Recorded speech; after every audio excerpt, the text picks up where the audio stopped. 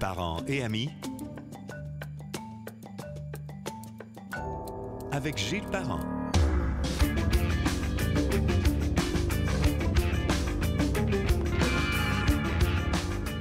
Bonjour et bienvenue sur Parents et amis, que l'on retrouve sur gilesparent.com, sur Spotify, sur Balado de Apple, sur Google Podcast et le canal YouTube avec Parents et amis où vous pouvez nous retrouver.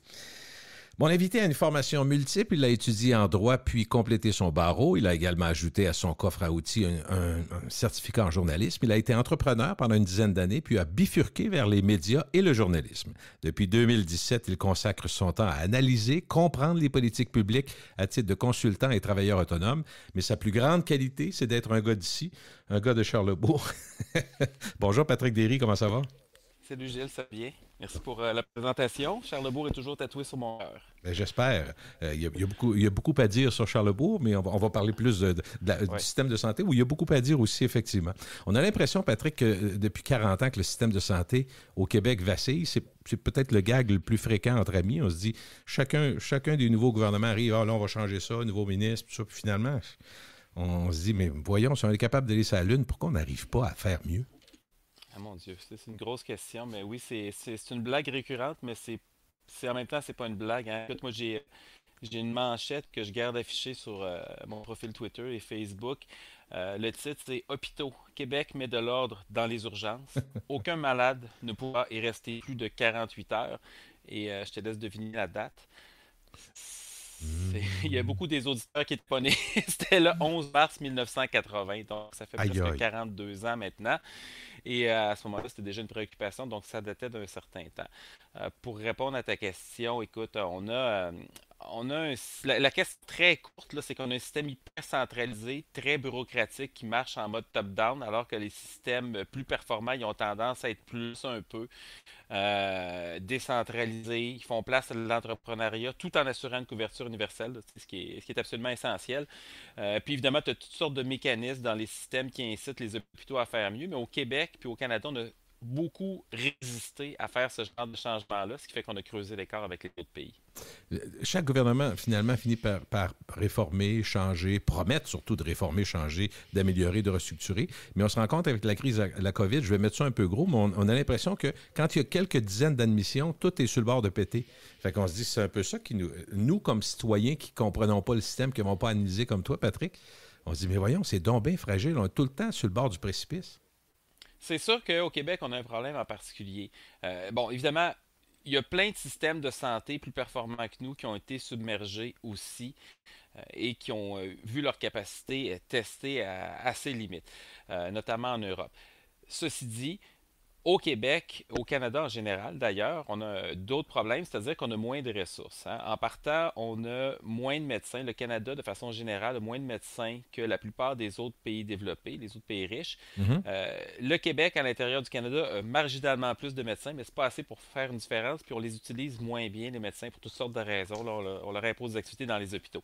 On a moins de lits d'hôpital aussi, ce qui fait aussi une différence, encore là, parmi une trentaine de pays riches, les membres de l'OCDE, le Canada est un des pays qui a le moins de lits d'hôpitaux. Fait que tu as moins de médecins, tu as moins de lits d'hôpitaux, puis tu as moins de facteurs d'innovation, là, qui a l'air d'être un bien gros mot, mais c'est, pour faire simple, là, Ouais.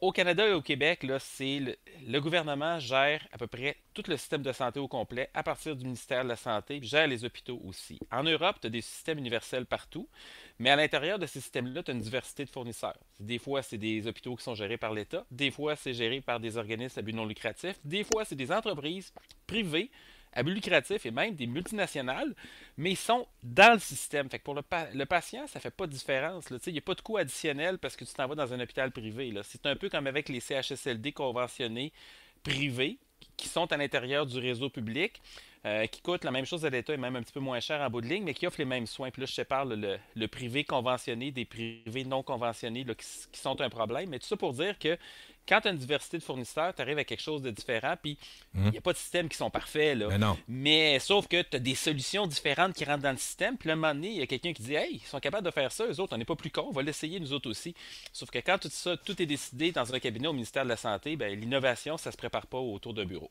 C'est sûr. Mais quand tu me dis, toi, comme citoyen, moi j'entends, on manque de médecins puis on manque de lits. Je me dis quand même qu'on aurait si on avait 5000 lits de plus, si on manque de médecins, ça donne quoi? Ah ben là, oui.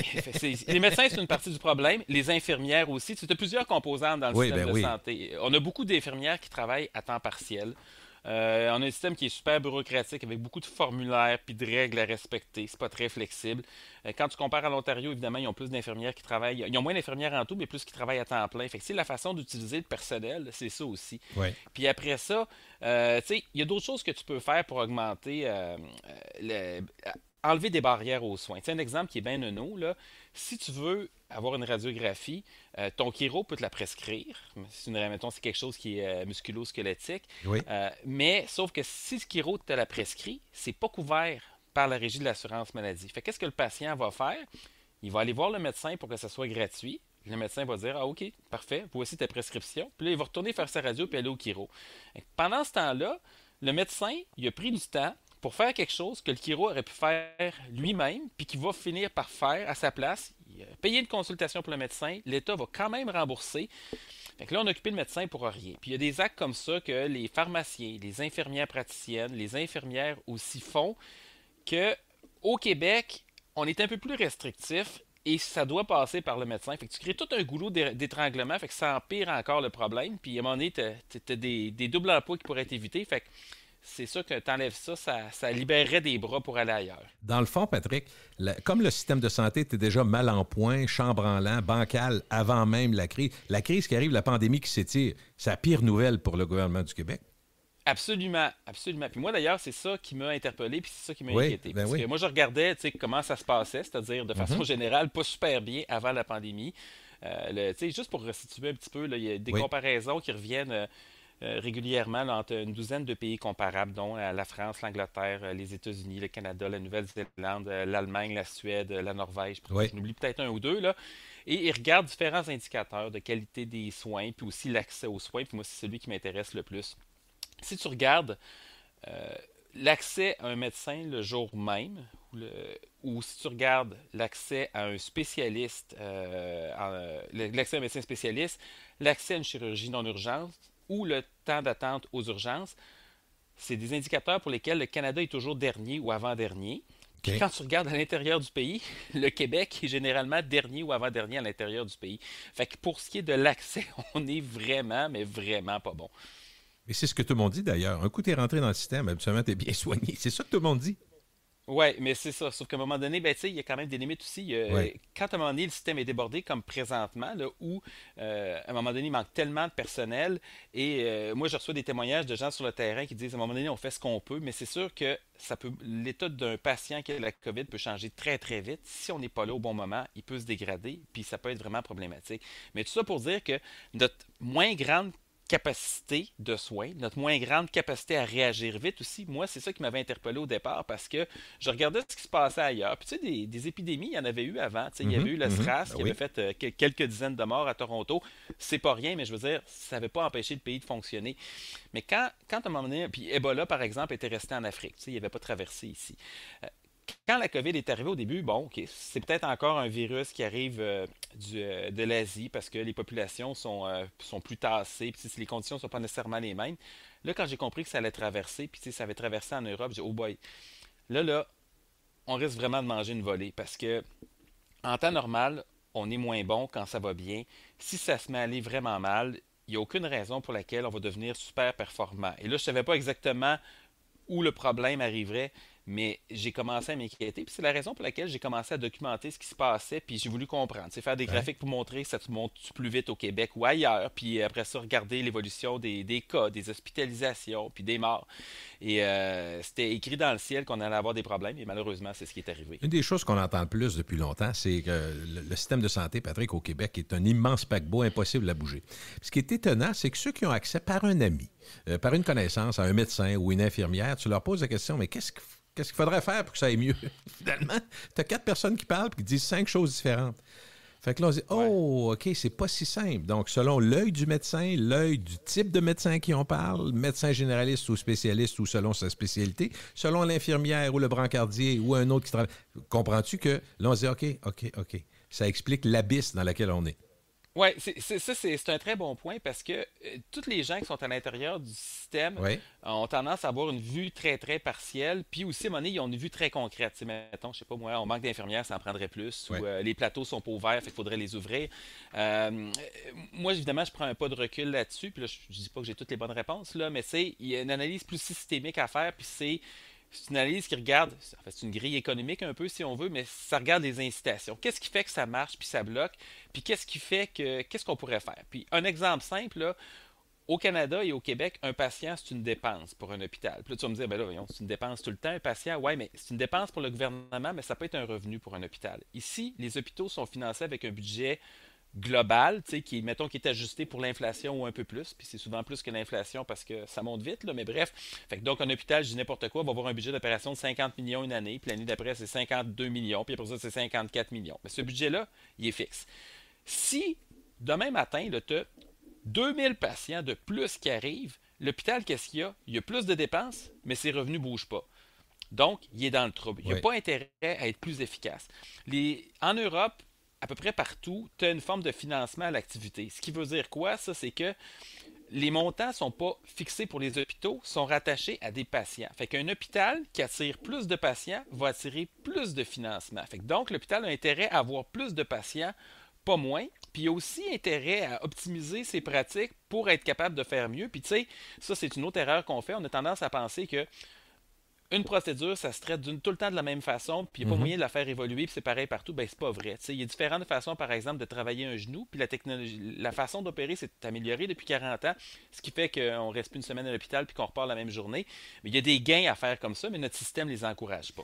Dis-moi, Patrick, quand moi, comme citoyen, j'entends, faudrait que les médecins, tous les ministres l'ont dit, et les premiers ministres, faudrait que les médecins, entre autres les médecins de famille, prennent plus de patients. Moi, j'entends tout le temps, j'espère qu'il ne prendra pas juste 3 minutes me voir, puis bing bang, sort dehors, j'en ai un autre à voir. Fait que, tu sais, on a toujours ce côté-là. Mettons que j'arrive puis j'ai des pensées suicidaires. Tu comprends-tu que même dans un sans rendez-vous, le médecin ne me mettra pas dehors puis dans le cul, là? Il faut qu'il m'écoute. Fait que là, il vient de retarder tout le système. Tu vas me dire que c'est une partie du problème. Mais j'ai toujours peur, moi, comme citoyen. Peut-être que c'est un mauvais réflexe. Quand on dit qu'il faut qu'ils prennent plus de patients, puis il faut travailler plus, comme disait Lucien Bouchard. Oui, ben c'est en fait, moi je pense à M. Barrette là, tu sais, Oui, entre autres. Ouais. qui a fait partie de cette catégorie de ministres qui aime beaucoup donner des ordres au système. Vous allez faire ci, vous allez faire Ouais. ça. Puis là, puis le gouvernement actuel reprend un peu le même refrain. Ben, les médecins, évidemment, il y a deux choses. Ça dépend encore là, ça dépend des incitations, tu sais. Puis là, il faut faire attention entre les généralistes puis les spécialistes. Le Ouais. problème est plus du côté des spécialistes pour le niveau de salaire, par exemple, qui est extrêmement élevé, là. On a moins de médecins que dans la plupart des pays riches, mais on paye nos médecins plus cher. Fait qu'on a fait un drôle de choix au Québec et dans le reste du Canada. On a choisi d'avoir pas beaucoup de médecins, mais les payer vraiment très, très cher. Et les médecins sont payés à l'acte, ce qui, en principe, encourage à en faire plus. Mais tu sais, si tu es payé très cher par acte, à un moment donné, ça se peut que tu décides d'arrêter de travailler parce que, écoute, tu fais ta semaine en 4 jours plutôt que Puis 5, t'arrives un pas coup pire, dans hein? une poche. Hein? Ben, t'arrives pas pire, là, on parle pas de 50 000 par Non, année, non, là. non, non, je Fait que comprends. si tu fais ton 200, 300, 400 000 en 4 jours, ben, peut-être que finalement, tu vas dire que 4 jours, c'est assez, puis tu ne feras pas ta cinquième journée. Surtout en plus, ton conjoint ou ta conjointe est médecin, à un moment donné, ça, c'est une partie du problème. L'autre, c'est que on a une population qui est. On n'a pas beaucoup de médecins, comme on le disait. On a Mhm. une population qui est vieillissante aussi. À un moment donné, il faut prendre le temps qu'il faut. Fait qu'avec une population qui vieillit, à un moment donné, le médecin ne peut pas faire de miracle. Fait que ça, Et les il n'y a pas. médecins, excuse-moi là-dessus, Patrick, les Vas-y. médecins, eux autres aussi, ils doivent en avoir beaucoup dans la strate de 50 à 70. Oui, absolument. Le quart des médecins au Québec ont 60 ans et plus.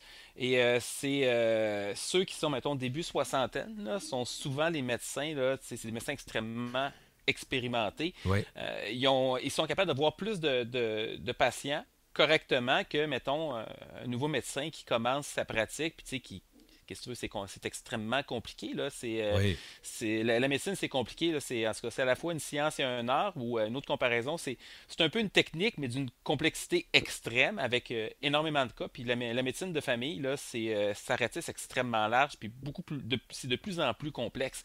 En début de carrière, tu es moins productif. En fin de carrière, tu l'es plus. Le Québec qui veut mettre de la pression sur les médecins pour qu'ils travaillent encore plus. Si à un moment donné, tu écœures les médecins expérimentés, c'est quelque chose qui pourrait venir nous mordre le derrière. Fait que moi, je préfère d'autres solutions pour, bon, d'abord, les admissions en médecine. Moi, ça fait Et plusieurs années que j'ai dit qu'il mais fallait les je augmenter, sais que là. tu as écrit beaucoup, tu as parlé beaucoup de ça, mais ça me Ouais. semble être une évidence. Parmi toutes les choses qui peuvent améliorer, c'en est une. Est-ce que là-dessus, on se compare sur, par exemple, nos collègues canadiens interrégional? Est-ce qu'on se compare à des pays européens qui ont des systèmes, entre autres la France, un système qui est quand même assez universel, d'une certaine façon? Est-ce que notre façon de recruter puis de les faire entrer dans le système se ressemble? Ben, on en a moins. On en a moins, On puis a on en choisi de admet payer plus moins. cher, donc, puis avoir moins de médecins ou Ouais. de rendre ça plus difficile? D'en avoir moins, entre autres parce que c'est sûr que plus, tu sais, à un moment donné, il y avait des luttes, des considérations corporatistes et syndicales, là, mais c'est un choix qui a été fait aussi, puis qu'on a eu souvent des ministres de la Santé, médecins, fait, qui défendaient, eux, leur façon de faire. En Angleterre, ils ont le même problème que nous, c'est-à-dire qu'ils ont relativement peu de médecins par habitant. C'est très, très semblable au Canada, en fait. Par contre, OK. ils payent beaucoup moins cher. Il y a d'autres choses qui fonctionnent mieux dans leur système, ceci dit, là, mais ils souffrent quand même d'un manque de médecins. Mais ce qu'ils ont fait, eux, c'est il y a quelques années, ils ont nettement augmenté le nombre d'admissions en médecine. Donc, il y a quelque chose qui va se corriger. Tandis qu'ici au Québec, on a commencé à le faire, mais très tardivement, et on ne l'a pas fait assez. Ça, c'est un premier problème. Les effets, L'autre c'est chose, 5-10 ans, parce que c'est une forme, pas pour tout le monde, mais ah oui. formation de médecine, c'est entre 5 et 10 ans selon ce que tu fais, à peu près? Oui, puis entre le moment où tu es admis et tu commences ta pratique, c'est ça, c'est une autre chose aussi. Fait Oui, que, oui, oui, oui. avant de voir le retour, ça va prendre beaucoup de temps. Et là, on a un compte à rebours qui est le vieillissement de la population, dont les effets vont s'accentuer pendant les 10 prochaines années, puis ça va atteindre le sommet autour de 2031 à peu près. Et ça, sans dire que la COVID va être c'est de la petite bière comparé à ce qui nous attend, ça va mettre une pression assez constante et il y a pas de vaccin contre le vieillissement. Et donc, on devrait, tu sais, il y a des gestes à poser, par exemple, sur les médecins étrangers. Il y a des pays qui ont, en Europe, qui ont 10, 20, 30, 40, 50%. L'Autriche a presque 2 fois plus de médecins que nous pour une population semblable. Il y a des pays tu sais, qu'on pourrait aller leur prendre quelques médecins, puis ça ne les mettrait pas trop dans le trouble. Il y en a à Cuba aussi, là. Et aller chercher des médecins à l'étranger, ça permettrait de combler une partie. Évidemment, d'autres solutions, je le mentionnais, tu sais, mettons les infirmières, par exemple. On a parlé beaucoup des infirmières praticiennes Oui. qui sont C'est-tu plus rapides. c'est les super infirmières, ça? J'essaie de. Les super infirmières, OK, oui, c'est donc, exactement je ça. connaissais l'expression, excuse-moi. Bon Ouais, point. OK. Oui, non, absolument, c'est correct parce que c'est comme ça qu'on en parle, puis ça permet de différencier des infirmières cliniciennes, puis en tout Oui. cas.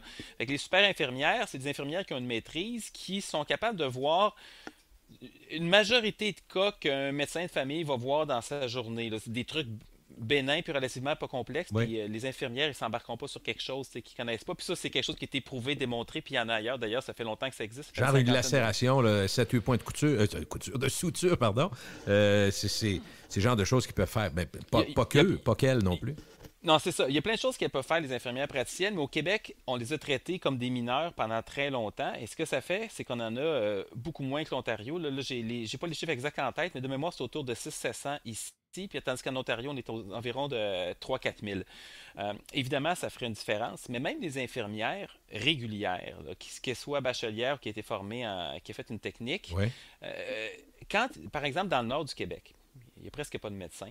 Évidemment, il y a des gens et des populations vulnérables. C'est souvent des infirmières qui deviennent de fait les médecins de la communauté. Oui. Et les médecins les infirmières qui s'en vont travailler dans le Nord peuvent faire toutes sortes de choses. Ils peuvent faire des fractures, des commotions cérébrales, ils peuvent faire des accouchements même. Oui. Je dis pas que c'est idéal, mais ça montre à quel point ils peuvent être beaucoup plus polyvalentes. Mais quand ils reviennent dans le sud de la province, tout d'un coup, ils deviennent incompétents, ne peuvent plus rien faire, il faut que tout passe par le médecin. C'est des chasses gardées, dans le fond. Autant, moi, parce que je vois 2 points communs, Patrick, dans ce que tu dis. Les médecins qui veulent. Tu sais, on a tous pris un taxi un jour avec quelqu'un qui me dit moi, j'ai été médecin dans mon pays, au Liban ou ailleurs, il n'y a rien de reconnu ici, puis on nous empêche de rentrer. Bon, je ne sais pas trop si c'est vrai. Puis les infirmières, tu jases avec des infirmières, ils nous ont tellement écœurés récemment que tous mes amis ils ont pris leur retraite, puis ils ont dit sacrez-nous patience. La crainte de plusieurs médecins. Par ailleurs, c'est qu'ils fassent la même chose, que plusieurs de leurs collègues qui ont ramassé un bon pactole, qui ont rendu à 65 ans, qui vont dire, regarde, on sac notre camp, ils n'arrêtent pas de nous écœurer, le gouvernement, en disant, on en fait pas assez, on est ici, on est ça. Fait que je ne sais pas si la réalité qu'on a vécue et les départs massifs avec les infirmières, on ne risque pas de vivre ça avec les médecins généralistes. Ça peut arriver. Tu as parlé de chasse gardée dans le cas des autres professions. Puis ça, c'est intéressant parce que le cas des infirmières praticiennes, on a pris des décennies de retard.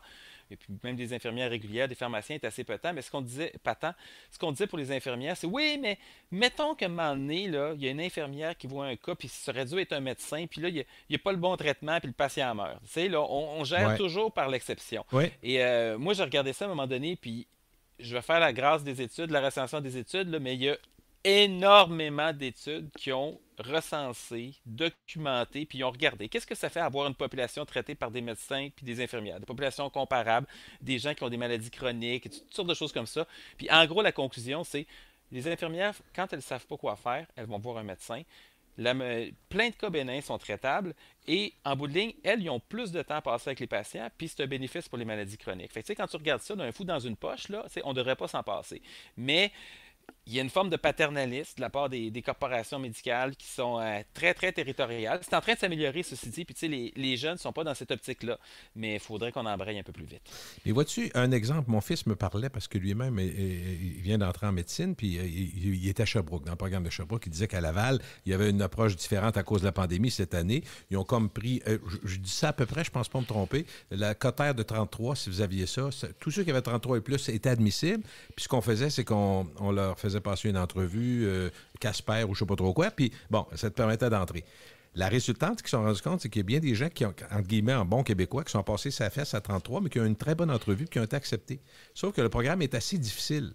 Ce qui fait que il y a beaucoup, ils n'ont jamais vu ça à Laval, l'Université de Laval, c'est quand même assez gros, là. Il y a près de la moitié de la cohorte de médecine en première année cette année qui ne passe pas. Ah ouais. Parce qu'ils sont rentrés avec une nouvelle norme. Au lieu d'avoir des notes, mettons un cotère autour de 35, ce qui était 34, 35, 36, pour montrer que c'était une éthique de travail plus difficile, plus intense. Fait que, je ne sais pas, ça n'a rien à voir pour le moment avec la volonté à long terme de régler le problème, mais c'était une façon de travailler avec la pandémie. Fait que il va avoir, donc... Il y a peut-être d'autres facteurs. Parce que, Ouais. tu sais, si tu regardes, par exemple, là, avec des populations ou des niveaux de scolarité comparables, la plupart des pays européens ont réussi à former beaucoup plus de médecins que nous. Puis, tu sais, des fois, c'est un écart qui est assez grand. Tu sais, il y a plusieurs pays, là, des pays du Nord, notamment, ils ont comme 30% de médecins plus que nous. L'Allemagne, c'est autour de 40-50% de plus. Puis l'Autriche, c'est presque le double. Et c'est pas parce que les étudiants sont meilleurs là-bas. Ouais, puis on ne demande Il y pas a- à notre médecin, Patrick, tu as eu combien en maths? Ben non, c'est ça. Fait que il y a J'espère peut-être. qu'il est compétent. Puis habituellement, ils le sont. Je ne veux pas partir quelque chose qui n'est même pas vrai là, ou qui n'est pas vérifiable. Mais normalement, quand tu t'installes, tu es bien traité puis tu ne demandes pas si ta cotère est à Ah non, mais 36 ou à 39. les systèmes de santé européens, ils n'ont rien. Je veux dire, on prendrait n'importe quel système, puis on Oui, le hein? rentrer ici. Il arriverait avec ses problèmes, mais il ferait mieux que le nôtre. C'est la réponse simple, c'est ça. Fait que ça se peut, là, pendant la pandémie, que ça soit. Tu sais, la médecine, c'est des études qui sont extrêmement exigeantes.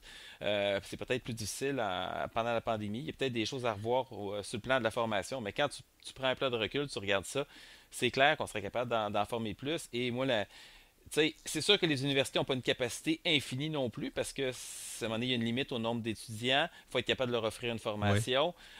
Mais on pourrait définitivement en faire plus. Mais on a résisté très longtemps. C'est sûr que les multiples tentatives, les échecs répétés pour changer le système, on est naturellement, je dirais, sarcastique et dubitatif. On veut que ça marche. Puis je peux pas croire non plus que le premier ministre ou un ministre de la Santé se lève un matin en disant « Regarde, de toute façon, il n'y a plus rien à faire. » Je crois pas ça non plus. Mais on se dit tout le temps, par où on commence? Par où? Est-ce qu'il y a... Mettons qu'on essaie d'être positif et on regarde les pistes de solutions. Est-ce que tu vois, Patrick, tu as des choses qui peuvent être inspirantes dans ce qu'on a instauré, mettons, dans les 5-10 dernières années? Ben oui, il y a une affaire que, par exemple, les ententes qui ont été prises avec les cliniques privées, comme OK. les cliniques à Montréal, celle du 10-30, la clinique Rockland. Il y a des ententes comparables maintenant qui ont été prises à Sherbrooke, à Québec aussi. C'est des cliniques avant qui étaient. Mettons, pour te faire opérer un genou, il fallait que tu payes. Fait que ça pouvait coûter le genou, n'importe quoi, tu payais. Et là, le ministère, le gouvernement a pris des ententes avec ces cliniques-là pour dire vous pouvez aller vous faire opérer et le gouvernement va rembourser. Fait que dans les faits, ça devient partie intégrante à notre système de santé. Et ça, pour nous, c'est un peu révolutionnaire. En Europe, ça s'est toujours fait comme ça. Là. C'est Ouais. pas un problème que la clinique soit propriété d'un médecin, d'une entreprise ou n'importe quoi. Et ça, il y a eu une résistance terrible parce que on avait beaucoup de faux raisonnements. On disait, faut pas qu'ils fassent de l'argent Moi- sur la santé. Les médecins, ils en font de l'argent. Là. Ben oui. C'est pas vraiment important. Là. Moi, ce que je veux, c'est être soigné comme il faut, puis à des bonnes conditions. Puis, tu sais, il y a toutes sortes de mécanismes pour faire ça. Puis l'Europe nous donne un exemple. Fait que ça, c'est une brèche qui est importante parce que la population était beaucoup plus ouverte à ça que le politique ou les médias. Et finalement, ben là, évidemment, il y a comme ça fait quelques années que c'est en marche, là, il y a plusieurs dizaines de milliers de Québécois qui peuvent dire, hey, moi, je suis allé me faire opérer dans une La clinique hanche, mettons, privée. par exemple. Exactement, ça a super bien été et qui peuvent en parler cette expérience-là. Fait que ça brise un tabou, puis évidemment, ça n'a pas compromis l'accès aux soins. Les gens disent, ah, tu mets du privé, ça va compromettre l'accès, ils vont prendre des ressources des hôpitaux. Attends un peu, c'est pas de même ça marche. Parce que quand tu es dans une clinique dédiée à certaines chirurgies, c'est beaucoup plus productif. Sans dire que ça devient une usine, là, disons que tu as moins de pertes un peu parce Ouais. que c'est mieux installé, les lieux Mais c'est souvent moderne, es-tu d'accord? Moi, j'ai jasé avec des gens qui sont allés dans Ouais. les cliniques privées, même recommandées par le gouvernement, donc pour une hanche ou autre chose. Puis ils ont dit, ben là, ça faisait changement de la fenêtre plein de glace à Saint-Sacrement qui date euh, de, de- de Louis XIV. Là. Parce qu'il y a non, il y a des portions. Ouais. Évidemment, il y a des portions plus récentes, mais tu sais très bien qu'on n'a pas le goût, dans la période de pandémie, de dire qu'il faudrait investir des milliards dans ces hôpitaux vétus, mais en réalité, on sait très bien qu'il y a une problématique. Là. Ah oui, absolument. Puis les infrastructures, tu sais, ça fait une différence. Puis, tu sais, juste, c'est nono, mais tu sais, des hôpitaux universitaires, c'est gros. Des hôpitaux, c'est gros aussi. À un moment donné, moi, je disais le médecin qui expliquait que, par exemple, la salle de réveil et la salle d'opération n'étaient même pas sur le même étage. Fait que, tu sais, à un moment donné, c'est nono, mais à un moment donné, tu as ça plein de fois dans la journée. Là, à la marge, ça finit par avoir un impact sur ton volume. Puis aussi, la façon dont les cliniques fonctionnent, des plus petites équipes, des annulations d'opérations. T'en as à peu près pas. Enfin, il y avait une médecin qui faisait des opérations, par exemple, pour des cancers du sein. Elle, ce qu'elle disait, c'est quand je suis en hôpital, là, une bonne journée, je vais en faire 3 ou 4, puis des fois, c'est zéro parce qu'il y a toutes sortes de problèmes qui arrivent, du personnel qui ne se présente pas ou des c'est annulé parce Ouais. que les patients ne se présentent pas, il n'y a pas de vérification. Quand je suis en clinique, j'en fais 8 ou 9.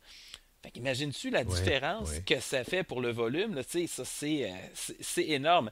Fait que ce genre de choses-là, auxquelles on est résistant par idéologie, tu sais, il y a beaucoup de gens qui disent hey, tu fais rentrer le privé, on va être moins bien soigné. Et là, il faut séparer des choses. C'est entre autres Mario Dumont, il y avait ce genre de proposition-là, puis on dit ah non, c'est des affaires de droite. Ben non, c'est pas des affaires de droite. La couverture reste universelle, mais tu te fais rentrer d'autres fournisseurs. Et là, tout d'un coup, oups, tu sais, les hôpitaux ont intérêt à se mettre à pédaler. Tu sais, pense par exemple à l'hôpital général juif à Montréal, qui est c'est pas juste un des meilleurs hôpitaux au Québec, c'est un des meilleurs hôpitaux au pays. Sont ultra performants. D'ailleurs, point intéressant, eux autres, la méthode Lean, la méthode Toyota, ils l'ont appliquée. Ça donne d'excellents résultats. Un autre débat. Mais ils ont l'urgence qui a le plus de volume au Québec. Et à un moment donné, ils ont refait le design de l'urgence physiquement OK? pour optimiser le flot des patients. Ils ont formé leur personnel et ils garantissaient qu'on allait voir un médecin très rapidement. Ça a tellement bien fonctionné que leur achalandage a explosé. Mais qu'est-ce qui est arrivé au bout d'un certain temps? Ils ont creusé leur déficit, puis là, le ministère ne voulait pas leur donner plus d'argent. Fait que tu vois, quand je te disais qu'à un moment donné, il y a un problème d'incitation, c'est l'hôpital qui devient super bon, il se trouve à être pénalisé. Et là, Jewish ont persévéré, ce qui est tout à leur honneur, puis il y a des ententes qui ont été prises, mais, tu sais, moi, je te dirais, la plus grosse affaire qu'on pourrait faire, puis la pandémie l'a montré, là, le ministère de la Santé devrait se sortir complètement de la gestion quotidienne. Et ça répond à la partie que tu donnes, que tous les gens qui ont des perspectives différentes, là, Oui, c'est s'ils n'ont ça. pas de permission à demander pour remonter 8 étages plus haut, ça va déjà être plus facile. Si l'argent suit, sans condition, sans que le ministère impose toute une série de règles non qui sont déconnectées du terrain. Tu sais, regarde pendant la pandémie présentement, là, tu te présentes dans un centre de vaccination, là, ils vont te demander d'enlever ton masque, ils vont le traiter comme du matériel radioactif, puis ils vont t'en donner un autre, là, alors que ça fait longtemps qu'on sait que la contamination par le contact, elle n'existe pas, puis un masque qui est porté pour sortir de chez vous puis aller à la pharmacie, là, c'est pas quelque chose qui est dangereux. Mais on applique quand même ces protocoles-là. On va te demander de te laver les mains 8 fois.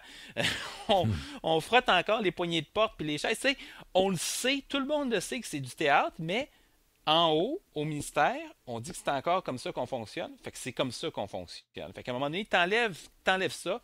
Tu permets aussi qu'il y ait des solutions différentes. Tu sais, qu'à un moment donné, je sais pas moi, Québec, Montréal, Sherbrooke peuvent essayer des choses différentes.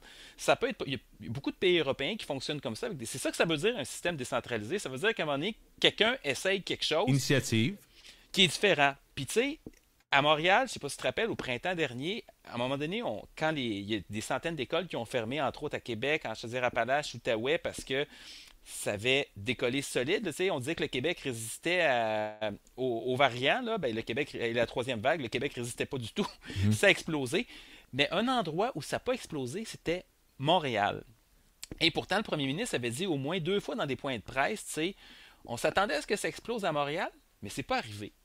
Puis il ne savait pas pourquoi. Et là, pourquoi? Ben, il y a une raison simple, c'est que la directrice de la santé publique à Montréal, Mylène Drouin, commençaient à prendre des initiatives différentes un peu. Par exemple, ils ont changé le processus de dépistage dès que le premier cas de variant alpha. Le variant alpha, pour replacer, c'est celui qui nous donnait du trouble au printemps dernier. Là. Oui.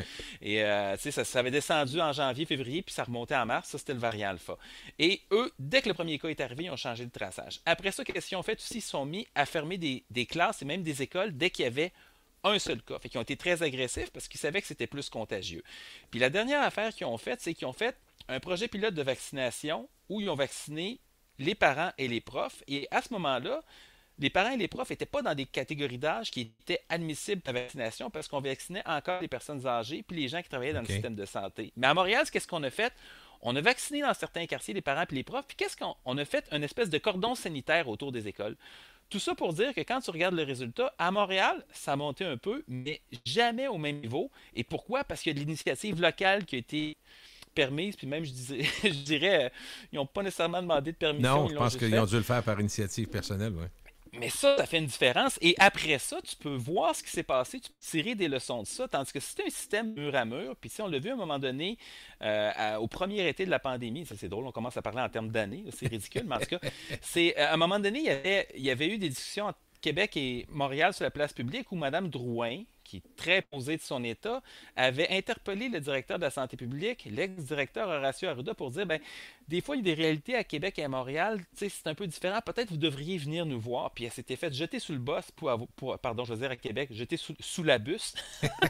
Mauvaise habitude Charlebourg, très de important. Montréal. Oui, c'est ça. Ben, tu sais, on en sort des fois, fait qu'il y a Ouais. des choses qui changent. Et il faut se faire comprendre aussi par les locaux ici, par la population indigène. Et donc, elle s'était fait jeter sous le bus par Dr Arruda et qui n'avait pas apprécié de se faire contester, mais c'est le contraire, tu sais. S'il y a des initiatives locales, plutôt que d'essayer d'asseoir ton autorité, crème, parfait, on essaye, ça a-tu marché, ça a-tu pas marché, qu'est-ce qu'on peut faire? Fait que ça, tu parles de la pandémie, mais tu peux ramener ça à tout le reste dans le système de santé, puis avoir des solutions différentes. Puis, tu sais, moi, je pense à un pays comme la Suède, par exemple, que j'ai regardé. Puis, ce qui est fun de la Suède, c'est que, tu sais, contrairement à l'Allemagne puis la France, par exemple, qui ont des systèmes de santé il y a quand même des différences. La Suède, c'est un peu comme nous. C'est le gouvernement qui paye pour les soins directement. Fait que, tu sais, OK. tu payes l'impôt, puis le gouvernement finance les soins. OK. La seule différence, c'est que tu as un copaiement, puis ce qui est commun en Europe, c'est-à-dire qu'on appelle ça un ticket modérateur, mais en Europe, ils appellent ça un copaiement. Si tu payes une petite contribution qui n'est pas élevée, qui est plafonnée, puis qui est la population vulnérable n'a pas à la payer. C'est le même partout en Europe. Mais à part OK. de ça, pour la Suède, c'est semblable. Et ce qui est intéressant, c'est que la Suède, c'est un pays d'une population plus... En passant, la Suède, c'est pas un exemple pour la pandémie, mais ça, c'est une autre histoire. Ouais. Mais pour la gestion du système de santé, c'est une population semblable. C'est divisé en une vingtaine de régions. Et à un moment donné, la région de Stockholm, il y avait un hôpital qui devait fermer et qui allait pas bien, cet hôpital-là. C'est au début des années 2000. C'est l'hôpital Saint-Georges ou Saint-Goran en suédois. Et finalement, le conseil de ville de Stockholm, parce que la santé est une compétence régionale en Suède, autre chose intéressante, hein, c'est comme Oui. Montréal gérerait sa propre partie du système de santé. C'est financé provincial, mais géré local. Bref, longue histoire courte. Ils ont pris une décision audacieuse. Ils ont confié la gestion de l'hôpital Saint-Goran à une multinationale. Et en quelques années, c'est devenu un hôpital hyper performant à l'intérieur du système public. Ça n'a rien changé pour les patients, c'était le même accès.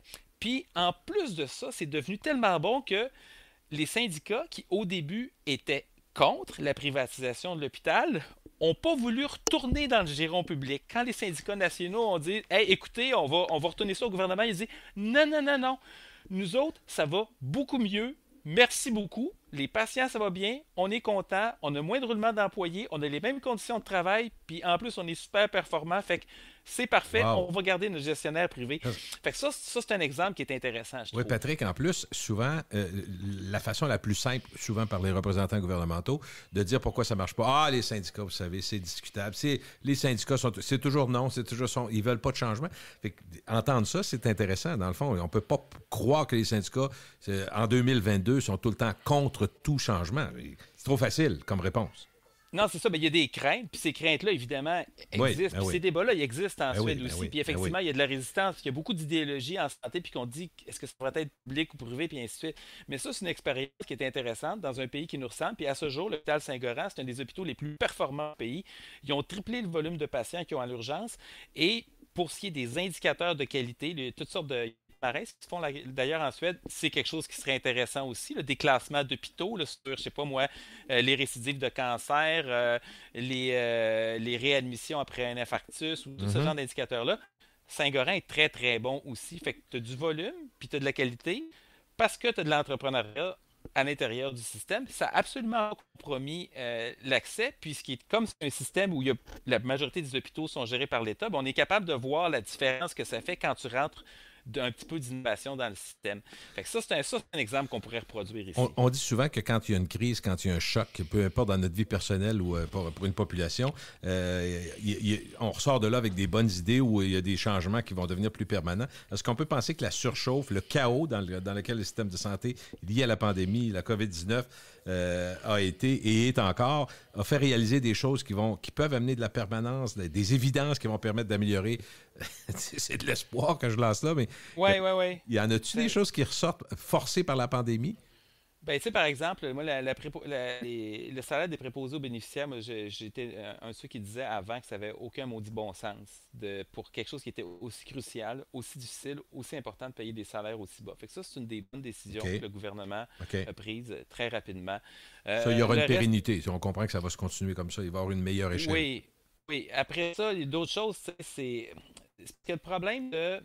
On dit des fois que les technocrates là, ont toutes les bonnes solutions, ou en fait, les politiciens disent on sait ce qu'il faut qu'on fasse, mais on ne sait pas quoi faire pour être élu, mais en promettant de le faire. Mais tu sais, la politique, des fois, c'est dommage parce que c'est un peu un cadenas sur le cerveau, puis ça, on a tendance à regarder les choses à courte vue en termes de communication. On sous-estime aussi, je pense, à mon avis, l'emprise du personnel politique à l'intérieur des cabinets. C'est-à-dire que les politiciens ne sont pas nécessairement tous des spécialistes de la santé. C'est M. Legault, il était ministre de la Santé, là, mais c'est pas Non, quelqu'un là, non, non. qui a fait l'analyse comparée de systèmes de santé à travers le monde. Et à un moment donné, les décisions sont prises aussi par du staff politique pour toutes sortes de raisons. Évidemment, ils pensent bien faire. Des fois aussi, il y a une question de communication. Des fois, il y a une question de perception. Par exemple, la solution la plus simple pour avoir plus d'infirmières demain matin puis plus de médecins, c'est d'en engager à l'étranger. On a commencé à le faire un peu du côté des infirmières, mais ça a pris du temps parce qu'on a un gouvernement qui s'est fait élire en promettant de baisser les seuils d'immigration. Après ça, faire demi-tour là-dessus, c'est un petit peu plus compliqué. Euh, pour le reste, il y a des choses qui se font dans la bonne direction, mais d'après moi, en tout cas, ce que je vois, c'est pas assez vite. Par exemple, pour ce qu'on essaie de faire pour les infirmières, par exemple, leur donner un peu plus de pouvoir, ben, on l'a fait un peu pour les praticiennes, mais on devrait se mettre sur le turbo là-dessus. On devrait le faire pour les pharmaciens aussi. Le temps supplémentaire obligatoire, c'est ça. Tu vois, ça c'est juste pour rappeler un peu, c'est quoi? C'est que l'infirmière qui rentre sur un corps de travail, c'est pas quand elle sort. Puis plus il manque d'infirmières dans le système, plus c'est un problème. Et ce que ça fait à un moment donné, c'est un cercle vicieux parce que plus il manque d'infirmières dans le système, plus tu vas être appelé à faire du temps supplémentaire, à multiplier des quarts de 16 heures.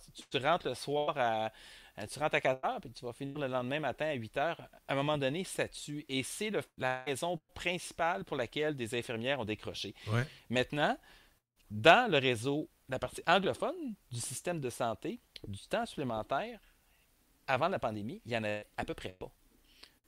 Et là, tu te dis, mais mon Dieu, qu'est-ce qu'ils font? C'est les mêmes hôpitaux, Ouais. financés de la même façon. Mais ils font quoi? Ils font beaucoup d'écarts de 12 heures plutôt que d'écarts de 8 heures. Et ça, c'est presque une baguette magique parce que quand tu fais ta semaine en 36 heures sur 3 jours, tu as 4 jours de congé.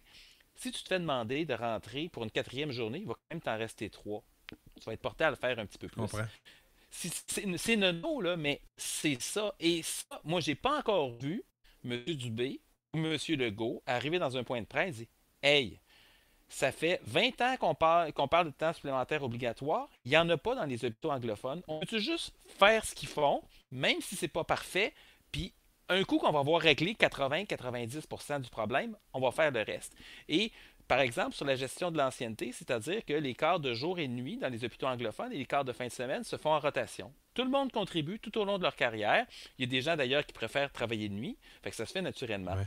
Dans les hôpitaux francophones, tu manges tellement une volée comme infirmière en début de carrière qu'à un moment donné, tout ce que tu veux, c'est tomber sur du 9 à 5. Évidemment, je caricature parce que tu as des fins de semaine à travers ça, mais tu tends à vouloir avoir un horaire plus normal.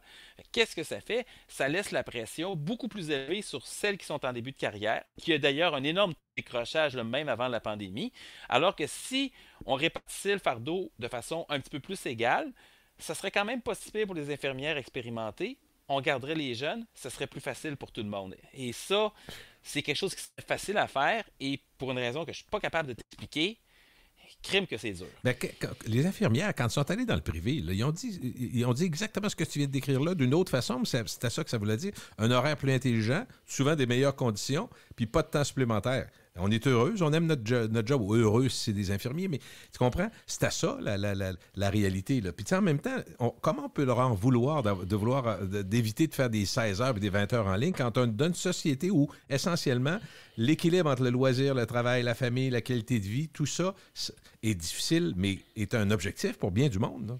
Pas anormal. C'est juste survivre à un moment donné, mais tu vois, tu sais, quand je te dis qu'on a beaucoup de bureaucratie, notre système est divisé en CIS puis en CIUS, là, Oui. dans un mot français, des établissements, c'est-à-dire qu'il y a une vingtaine de subdivisions, grosso modo, dans le réseau de la santé. Donc, à Montréal, je pense qu'il y en a 3 plus les hôpitaux universitaires. Laval, c'est un CIUS, c'est un CIS. Québec, c'est un CIUS. Fait que c'est toutes des régions.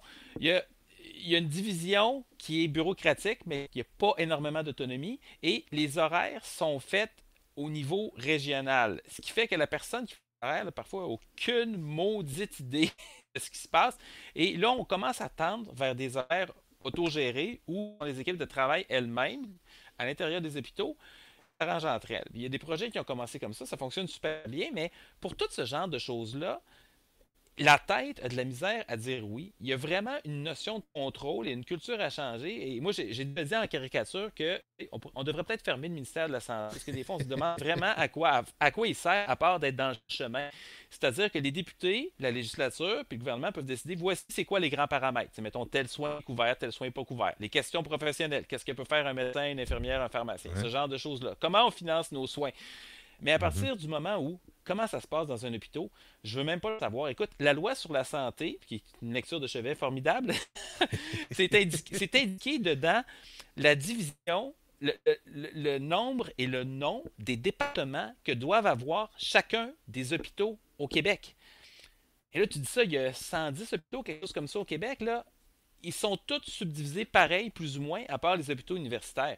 Mais là, à un moment donné, c'est niaiseux. Tu sais. À Montréal et à Québec aussi, d'ailleurs, tu as des hôpitaux qui sont parfois à distance de marche. Ils ont-tu tous besoin d'avoir une salle d'urgence, par exemple? Ils ont-tu tous besoin d'avoir un département d'oncologie pour les cancers?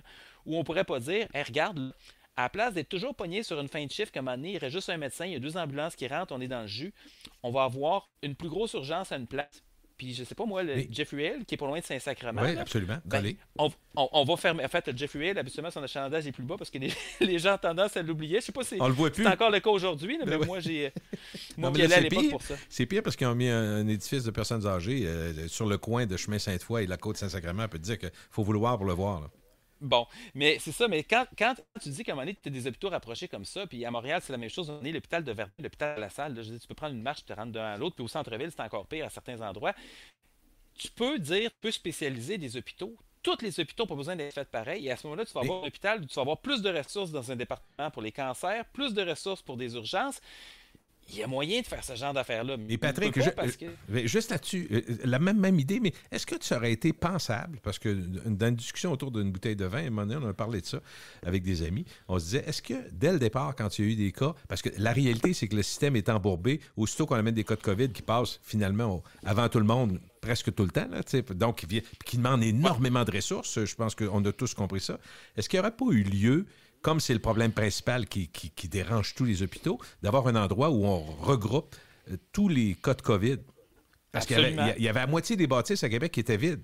Il y en a qui auraient dit, écoutez, prenez 2 étages de mon hôtel, les 3 étages, puis tous les cas de COVID. Fait que je dis pas que tout le monde va dire, ah, ça donne rien ton affaire parce qu'il va manquer de monde. Attends un peu, là. C'est juste de assurer qu'on n'est pas en train de mettre dans le trouble tous les hôpitaux de la région de Québec ou de la région de Montréal. On concentre ça à une place. Les gens sont bien équipés, c'est parfait. Puis on est sûr aussi qu'on contrôle parce qu'on ne fait que ça. Je sais pas, OK? On n'est pas je suis pas ministre de la Santé, là, mais Caroline Debine. Non, mais ça, c'est du gros bon sens puis de la logistique de crise.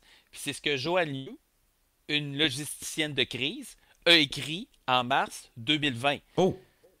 L'ex-présidente de Médecins sans frontières, qui a 25 ans d'expérience internationale. Elle voyait une affaire de même, mais le regroupement? Elle a écrit une lettre dans le Globe and Mail, je pense que c'est celle dans le Globe and Mail, puisqu'elle en a écrit quelques-unes, qui disait de faire exactement ça, parce que, justement, pour concentrer les ressources au même endroit, puis à ce moment-là, pour la contamination, c'est plus facile à gérer, puis même éventuellement, tu peux envoyer du personnel contaminé. Et Joanne Liu, qu'est-ce qu'elle a fait? Elle a géré des crises sanitaires, entre autres Ebola en Afrique de l'Ouest, entre autres une épidémie de polio au Pakistan, si ma mémoire est bonne. Elle était aussi en Afghanistan sur le terrain pendant les bombardements et à un moment donné, elle a un petit peu envoyé promener Barack Obama. Fait qu'elle, c'est une logicienne de crise expérimentée. Moi, j'aime mieux des solutions de système que des personnes. Tu sais, les super-héros et les sauveurs, j'aime pas ça trop. Mais là, c'est comme Mario Lemieux veut revenir au jeu. Tu lui dis, oui, c'est le Mario, prends le sac, je vais aller jouer à l'aile, je vais prendre des passes, puis je vais scorer pareil. Mais qu'est-ce qu'on a fait? On a dit, Joanne Liu est un peu incontrôlable, elle, et on lui a dit aussi, ben, tu sais, votre expérience à l'étranger, ça ne vaut pas pour le Québec. Ben oui. C'est ça. Hey, parce que tu as parlé, Patrick, d'une certaine starification des élites, là, puis des gens qu'on a mis en exergue. Est-ce que ça peut être un peu un problème, les tartelettes de M. Arruda? On rit bien, là, mais il a fini par perdre sa job. Je ne sais pas comment. C'est quoi ta lecture? Je ne suis pas sûr qu'on règle tout avec ça. Là. Non, mais je suis d'accord avec toi. C'est-à-dire qu'à un moment donné, Dr. Arruda, c'est quelqu'un d'éminemment sympathique, là, qui a l'air d'une personne attachante. Et ça, je ne remets pas ça en cause. Et on avait besoin de ça au début. Il a pris aussi, en passant, des très bonnes décisions avant la pandémie. En fait, il a fait des bonnes recommandations pour ce qui est, par exemple, la fluoration de l'eau, notamment. Puis pour l'âge du cannabis aussi, qui avait recommandé que ce soit 18 ans. Le gouvernement, les gouvernements successifs n'ont pas écouté ces recommandations, mais il y avait des compétences pour ça. Par contre, il était peut-être meilleur, comme la santé publique de façon générale s'est habituée à traiter des choses qui vont pas vite. L'obésité, la santé mentale, le tabagisme, les problèmes de dépendance, toutes ces choses, la défavorisation, ça bouge pas vite et c'est des décisions importantes, mais tu peux généralement le temps de te réajuster. Et quand ça s'est mis à aller vite, le bateau de la santé publique n'a pas été capable de tourner. Fait que tu as eu, et au-delà de ça, le phénomène que tu mentionnes aussi, il y a certains experts proches du gouvernement qui sont devenus des références un petit peu automatiques.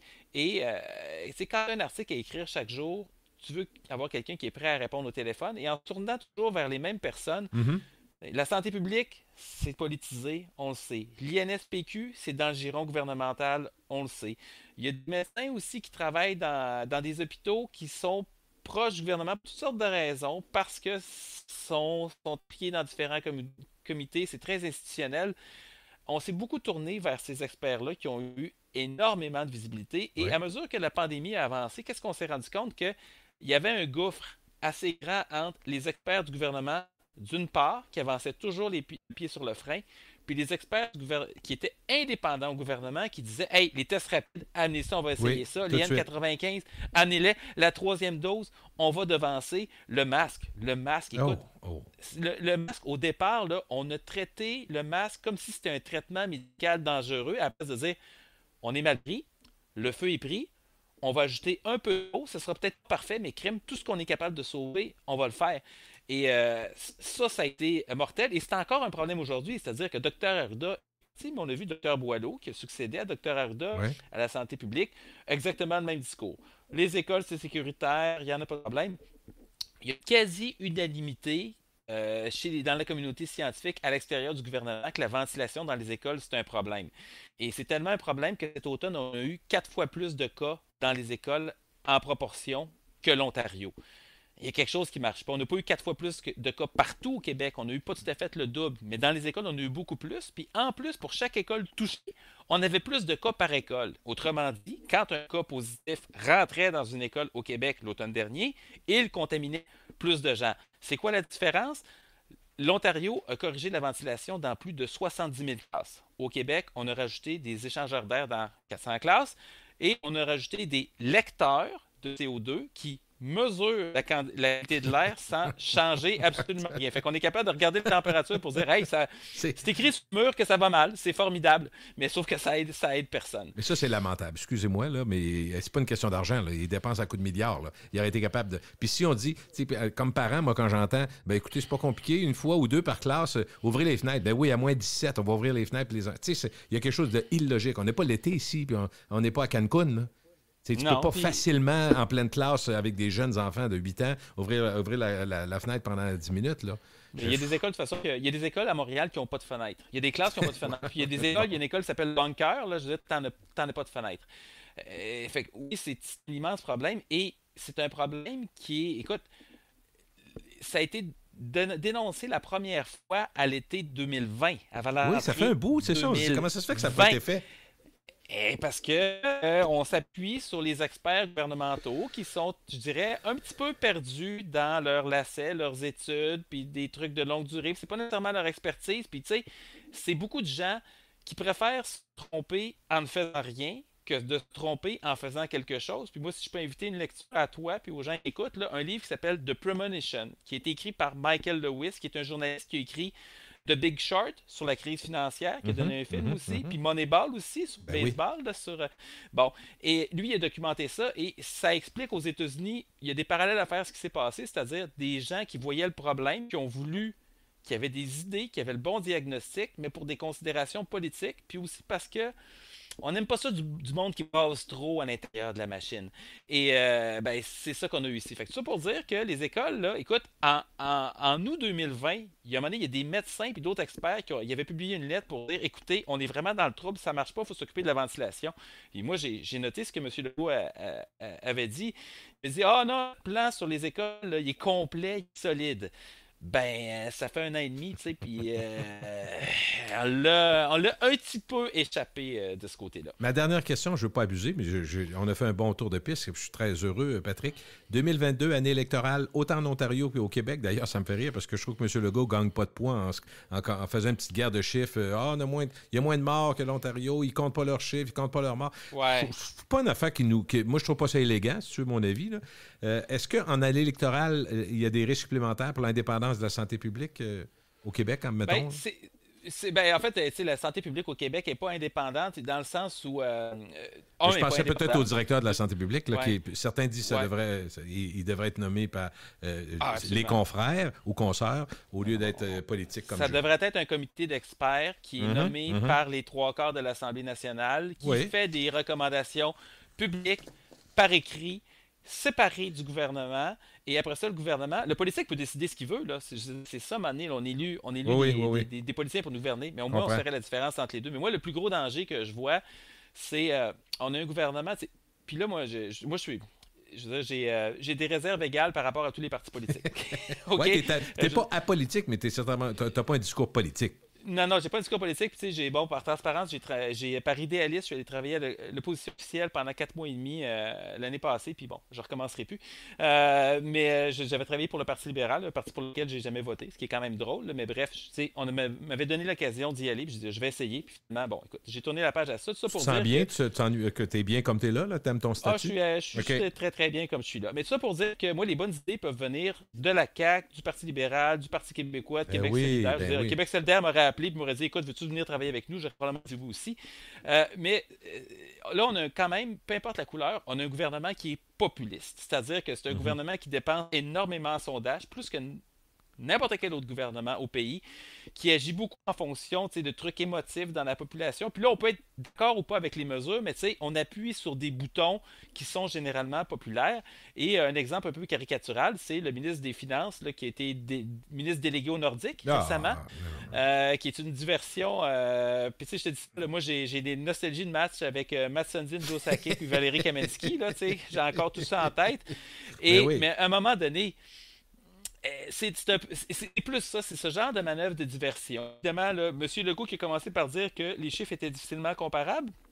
Hier, pointait le nombre de patients aux soins intensifs au Québec et en Ontario. Pouce, mais pouce égal. Mais c'est ça qu'on va tenter de faire. On va tenter de défendre le bilan. Et les partis d'opposition en sont un petit peu responsables aussi, c'est-à-dire que ils aiment ça, ils détestent pas ça, les partis d'opposition, quand le gouvernement est mal pris. Donc, même s'ils ont une chance d'aider, ils vont espérer que le gouvernement coule de lui, ce que je pense n'arrivera pas dans le paysage actuel. Et c'est pour ça que moi, j'avais suggéré, en novembre 2020, là, encore là, on parle en termes d'années, ça serait le temps de dépolitiser, de faire un cabinet de guerre, d'avoir des gens dans la cellule de crise, même un véritable cabinet de guerre, là, ça existe. Il y a des précédents dans le système parlementaire. Le Churchill, par exemple, là, il avait pris le chef d'opposition dans son cabinet et il était devenu ministre au sein du cabinet de guerre. Une crise, ça devrait être ça. Et ultimement, ça serait aller vers quelque chose qui est un peu plus consensuel parce qu'on a un parti qui a quand même été élu avec 37% des voix et qui gouverne comme s'il y avait les 125 députés. Hein. Ils gouvernent par décret, il n'y a pas de contestation possible. De toute façon, même si l'Assemblée nationale fonctionnait, ils pourraient faire ce qu'ils veulent pareil. Et ça a été la même chose avec le gouvernement libéral avant, puis des gouvernements péquistes. Mais tu finis par être une chambre d'écho. D'abord, l'Assemblée nationale ne joue plus son rôle de législateur. Même les députés de la CAQ décident de rien. Je veux dire, il y a la ligne de parti, il appuie, puis c'est tout. Mais tu as une chambre d'écho, c'est un petit groupe autour du premier ministre qui décide, et les bonnes idées ne rentrent pas facilement non plus. Fait que c'est quelque chose que moi j'aimerais voir changer. Il y avait d'ailleurs une réforme du mode de scrutin qui était promise, parce que le Canada, les États-Unis, l'Angleterre, c'est des exceptions là, dans leur système de vote. Évidemment, ça a été jeté. Fait qu'est-ce qu'on va voir? On va voir encore de la politique. La CAQ va défendre son bilan. Le Parti libéral va dire que la CAQ est responsable de tout le malheur. La CAQ va dire que c'est la faute au Parti libéral qui était là pendant 15 ans. Le PQ va dire ces choses. Le PQ solidaire va dire d'autres choses. Mais tout le monde va tirer la couverte de son côté. Et avec un gouvernement qui est très populiste, des échecs, des demi-tours, parce qu'il y a des décisions qui ont été contestable, par exemple le couvre-feu, qui était une mesure qui était essentiellement cosmétique, bien là, le RESAC, qu'est-ce que ça fait? Tu as le Parti conservateur, qui est un parti encore plus populiste que le parti au pouvoir. Je suis pas sûr que la campagne électorale va être quelque chose de particulièrement plaisant. En tout cas, j'ai hâte de voir. Mais les décisions qui ont été prises en disant, écoutez, moi, en tout cas, j'adhère pas à ça. Je ne sais pas pour toi, Patrick, je vais avoir ton avis. Je m'en doute un peu, mais de dire, écoutez, les gens sont fatigués, ça fait 2 ans, tout le monde est écœuré, peu importe ce qu'on fait, ça ne marche pas. Moi, j'ai de la misère avec ça. Je trouve qu'il y a des décisions qui étaient mauvaises cet automne. Absolument. Objectivement mauvaise. Es-tu d'accord avec ça? C'était pas une question on est fatigué, on est écœuré.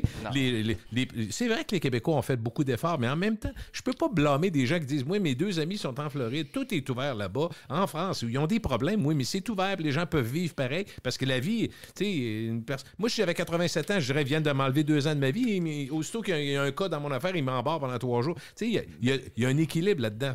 Moi, je pense à mes enfants aussi. Là. Je suis oui, d'accord aussi, avec toi, tu sais, je suis pas en train de dire que je veux qu'on se permette n'importe quoi, mais on a le droit on a tellement... Il y a 300 000 Québécois qui vont en Floride. Je dis pas que c'est parfait, mais tu sais, bon, ils ont des problèmes, ils ont eu des problèmes. Moi, je ne prendrais pas la Floride comme un modèle de leur mortalité. Non, c'est très élevé. Non, mais je les envie pas. Mais on entend parce que nos amis puis notre parenté est là. Il va y aller, là, parce qu'il y a plus de liberté. Mais c'est pas un bon exemple, je suis d'accord avec toi. Mais non, mais moi, le point que tu fais valoir avec ça en disant, ça devient attirant pour des gens qui ont leur maudit voyage, même si ça peut devenir irrationnel, à un moment donné, ils disent, sacrez-moi patience, puis je vais m'organiser. Et la plus grosse erreur que moi, je trouve qu'on a faite, c'est qu'on a agi essentiellement comme s'il y avait juste le vaccin qui est arrivé en sauveur, puis les fermetures. D'ailleurs, l'année passée, le gouvernement avait pratiquement abandonné avant que le vaccin arrive. Et pourtant, il y a d'autres solutions, beaucoup moins contraignantes. Les tests rapides, là, on en avait 1 million qui sont arrivés fin octobre 2020. Aïe, aïe. On les a laissés dormir 1 an avant de les utiliser à moitié, puis on en a commandé à dernière minute. En Europe, les autotests là, à la maison, c'est distribué depuis avril dernier. On a perdu du temps. La ventilation dans les écoles, on Eh a oui. perdu 1 an et demi là-dessus. La troisième dose, on aurait pu vacciner les travailleurs du système de santé cet automne, puis ça ferait en sorte qu'il en manque 20 Il 000 en à aurait cause de la manqué bien COVID moins. présentement. Il y aurait eu bien Il y moins en aurait manqué. d'absentéisme. Eh oui. Parce que la troisième dose, elle donne une bonne protection quand même contre l'infection. Fait que ce genre de choses-là, on aurait pu, évidemment, les N95 dans le système de santé, à un certain moment, on en avait 15 millions, puis le gouvernement ne voulait pas encore les utiliser. Je veux dire, on les garde pour la prochaine pandémie, ça n'avait aucun sens. Et en refusant d'aller avec... C'est toutes des solutions en Il passant. y en a ce que eu j'ai en vente nommé, sur là. Marketplace. Hein? Oui, mais tu vois, le problème, c'est que quand tu fermes la société au complet, c'est une solution parfaite, ou presque, c'est-à-dire que tu sais que ça ne se plaindra pas. Mais quand tu arrives avec des solutions comme les tests rapides, des meilleurs masques, la ventilation, c'est des solutions parfaites, mais c'est des solutions qui aident un peu, puis quand tu les additionnes, tu fais mieux. Mais il faut que tu acceptes de perdre un peu le contrôle, de donner confiance aux gens, ce que je pense que tu dois faire. Et là, tu aurais eu des mesures qui auraient fait une grosse différence, qui auraient été beaucoup moins contraignantes. Et à la place, qu'est-ce qu'on a fait? On a fait l'inverse. On est allé avec des mesures extrêmement difficiles, avec des effets limités, parce que même si tu fermes les commerces, c'est pas là que la contamination a lieu. La contamination, on le sait où? Dans les écoles, est au travail, et dans les garderies, puis dans les milieux de vie pour les personnes âgées. Fait que tu fermes tout le reste, tu t'occupes pas des écoles, ben qu'est-ce qui arrive? Tu finis par avoir plein de cas pareils, puis tu as écœuré du monde, puis les gens décrochent. Et c'est un gros manque de créativité qui n'est pas le seul c'est juste au Québec qu'on était coupable de ça.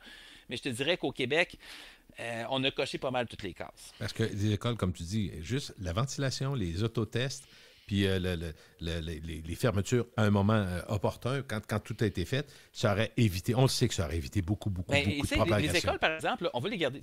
J'ai 2 enfants dans ce là. Tu comprends-tu qu'aujourd'hui, là, mon petit bonhomme, là, je préférais qu'il soit à l'école. Là. C'est évident. Mais tu as des pays, par exemple, pour la Corée, qui ont assez bien fait. Qu'est-ce qu'ils ont fait, eux? Ils ont fermé des écoles très, très tôt, mais pas longtemps. Puis après ça, ils les ont rouverts avec des méthodes mixtes d'enseignement, c'est-à-dire en faisant un petit peu à la maison, un peu à l'école. L'Ontario aussi, d'ailleurs, ils ont offert l'enseignement à distance dès le départ à ceux qui le veulent. C'est-à-dire que c'est pas du mur à mur. Sauf que si tu as 4-5 élèves de moins dans la classe, tu viens de réduire un peu les chances de propagation. C'est vrai. Fait que tu as tout ce genre de solutions-là qu'on aurait pu faire. Et d'ailleurs, en Corée, par exemple, ils n'ont jamais fermé les restos. Ils n'ont pas eu besoin. Ils ont travaillé comme il faut sur d'autres aspects, les écoles, le dépistage. Ils n'ont pas privé les enfants d'aller à l'école non plus. Hein. Sauf qu'ils ont fermé très, très tôt. À un moment donné, il y avait eu des fermetures. Écoute, il était à quelque chose comme 300 cas pour un pays de 50 millions d'habitants. Nous autres, on attendait d'être dans les 1000 cas pour commencer à se réveiller pour 8 millions. Fait que tu fermes quelques semaines, le temps d'arrêter ça, tu repars après la machine, puis c'est comme ça que tu vis avec le virus. Évidemment, tu corriges la maladie de Mais ventilation, tu fais tout ça, mais Mais vois-tu, c'est Patrick, raison. ce qui est intéressant dans cette histoire, intéressant, je ne dis pas positif, oui, ça peut être positif, c'est quand tu as une pandémie comme ça qui touche tout le monde dans le monde. Il y a des systèmes de santé qui sont différents, des systèmes gouvernementaux qui sont différents, des gouvernements, des systèmes politiques qui sont différents. Tu es capable de mesurer, puis comme souvent la pandémie se déplace en avance, c'est que l'Europe, souvent on a dit il y avait des cas avant nous ou ailleurs, donc il y a un côté très positif pour un gouvernement qui veut s'en inspirer, puis vraiment, pour aller chercher des solutions. On sait que ça s'en vient, tout comme Omicron, on a réagi assez vite alors qu'on voyait que c'est une déferlante, mais peu importe. Et donc, tu as cette information-là, mais d'un autre côté, les citoyens aussi l'ont. Moi, je peux écouter une nouvelle de TV5, là, je peux écouter ce qui se passe ailleurs. Donc, il y a beaucoup de gens qui s'intéressent à ça. C'est une pandémie mondiale, c'est quand même pas rien. Fait que le bon côté, c'est que si tu veux prendre le positif de ça, tu peux t'aider dans ton pays. Mais si tu fais rien, les gens vont le savoir. Moi, je pense que quand on va arriver à la période électorale, il y a beaucoup de gens qui vont lever la main et poser des questions. Parce que là, ça sera plus juste, on est tout ensemble, puis il faut se serrer les coudes, puis il faut passer à travers. Il va y avoir beaucoup de questionnements. Moi, à mon avis, c'est Ouais. une évidence. Oui, ça, je suis d'accord avec toi, sauf que quand les gens ont regardé l'alternative, Oui, c'est je suis ça. pas Mais sûr toi, que ça t'es va là. être Ben non, ben ça t'as va être raison. vendu. Là. Ceci dit, T'as raison. quand tu regardes les gens qui sont il y a beaucoup de gens présentement, entre autres dans le système de santé ou autour du système de santé, qui, ceux qui veulent suivre la pandémie sur les réseaux sociaux, par exemple, il y a une inondation d'informations intéressantes. Je ne parle pas de désinformation, mais quand tu as des bonnes sources d'informations, il y en a de l'information qui est disponible. Il y a beaucoup de médias qui font du bon travail aussi. Fait que des solutions comparées, voire le meilleur que d'autres pays ont fait. Et puis, c'est pas parfait en nulle part. Il y a eu des problèmes de gouvernance à plusieurs endroits aussi. Mais c'est souvent le politique est dans le chemin en disant le monde n'y embarqueront pas. Puis aussi, en tout cas, dans notre cas, à nous, tu l'as mentionné, on a souvent été à la queue. Hein. On est arrivé, on avait le temps de voir venir. Et là, moi, je pense que c'est une forme d'arrogance. Puis tu vas voir justement les déclarations de la santé publique au tout début de la pandémie, quand ils disaient qu'il n'y avait pas de risque au Québec. Ils commençaient déjà à avoir des cas au Canada en ce moment-là. Et même avant les fêtes. Écoute, le 13 décembre, M. Legault, il a dit, à propos de Micron, je pense que ça va venir chez nous éventuellement. Il l'a dit à peu près dans ces mots-là. La manchette est assez facile à trouver. Ça devrait venir chez nous. Ça faisait déjà, depuis la mi-novembre, qu'il était là. Il y a une initiative qui examinait les eaux usées à Montréal par la Polytechnique pour regarder la présence justement du virus. Et eux l'avaient détecté à ce moment-là. Fait que si c'était dans les eaux usées, ça veut dire qu'il y avait de la transmission communautaire. Déjà. Mais qu'elle passait sous le radar parce que notre santé publique a décidé, on ne fera plus le criblage pour vérifier les variants. Fait que, tu sais, il y a une forme de déconnexion puis d'incompétence aussi. Puis je pense qu'il faut qu'on dise, là, les gens, santé publique, c'est avant tout, c'est des spécialistes en santé publique, c'est pas des spécialistes en logistique de crise sanitaire. Et ça, c'est quelque chose qui nous a fait mal à nous, mais dans le reste du Canada, aux États-Unis, dans le monde occidental, et c'est peut-être ça qu'il va falloir revoir à un certain moment, c'est de laisser du lest un peu, d'avoir des cellules de crise indépendantes, séparées, autonomes, et qui ne se basent pas sur... qui ne s'enfargent pas dans les considérations politiques, puis qui regardent juste ce qu'on doit faire à ce moment-là. Monsieur Patrick, merci beaucoup. Hey, ça fait plaisir. Ça a été bien agréable. Merci beaucoup. Un gars de Charlebourg. Quel talent. Salut, Patrick.